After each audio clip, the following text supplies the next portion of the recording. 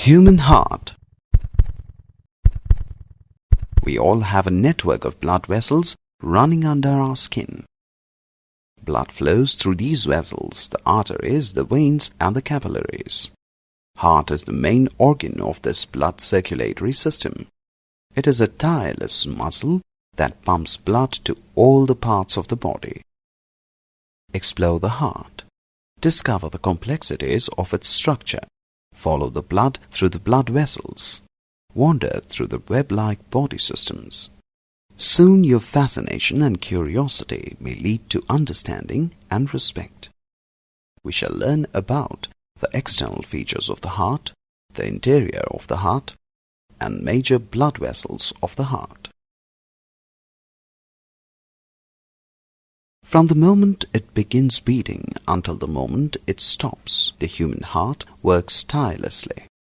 Let's first analyze this wonder machine externally. Heart is a cone-shaped organ about the size of a person's fist. It is about 12 centimeters long, 9 centimeters wide at the base, and about 6 centimeters thick. It weighs about 250 to 350 grams.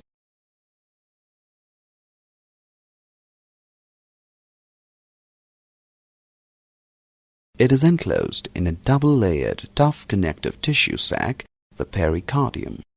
Between the two layers of the pericardium is the pericardial fluid, which reduces friction to a minimum when the heart beats.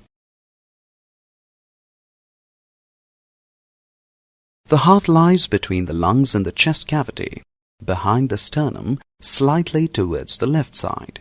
Below it is the diaphragm.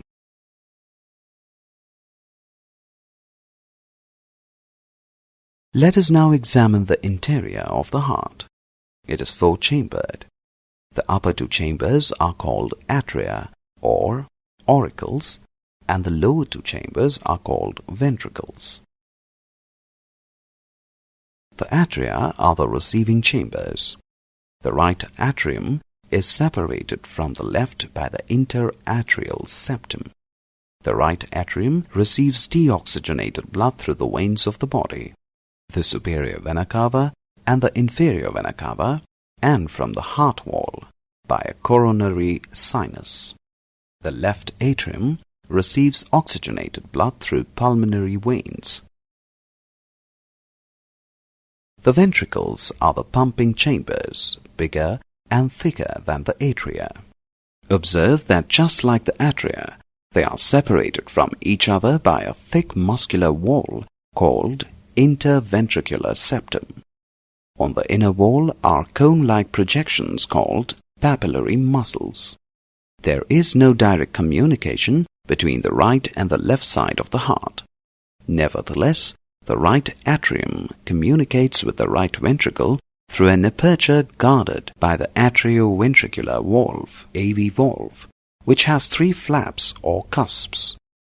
It thus gets the name tricuspid valve. Another AV valve is present between the left atrium and ventricle known as the bicuspid or mitral valve. It has only 2 cusps. The free edges of these cusps are attached to the walls of the ventricles by collagenous strings called chordae tendineae. The AV valves permit the flow of blood from the atria into ventricles and not in the reverse direction. Let us now meet some of the great vessels of the heart. The right atrium receives deoxygenated blood brought by the superior vena cava from the upper parts of the body. The inferior vena cava does the same, but routes itself from the lower part of the body. The left atrium receives the oxygenated blood from the lungs through 4 pulmonary veins. The auricles receive the blood vessels, while the ventricles see them leaving the heart. The pulmonary artery, arising from the right ventricle, branches into 2 on leaving the heart. It is the only artery that carries deoxygenated blood. Aorta, the largest blood vessel of the body, arises from the left ventricle. It carries oxygenated blood. There are semi-lunar valves at the entrance from the ventricles into the major arteries. They allow blood to flow from the ventricles into the arteries and not in the opposite direction. AV and semi-lunar valves function out of sequence, that is, when one set is open, the other is closed.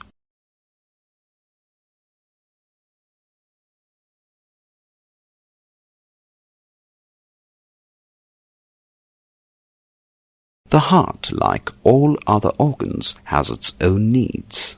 Coronary arteries supply oxygenated blood to the heart wall and arise from the base of the aorta.